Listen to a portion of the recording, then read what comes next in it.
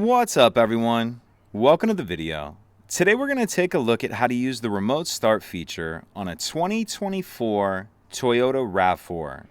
So some people that have the remote start feature on their RAV4 aren't even aware of it because taking a look at our key fob, there's no dedicated remote start button like there is on most key fobs.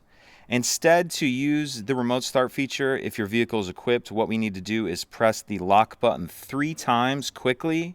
And on the third time, I'm going to hold it down for about 5 seconds. So 1, 2, 3, and I'm holding it down for about 5 seconds. The vehicle will respond by flashing the lights and starting.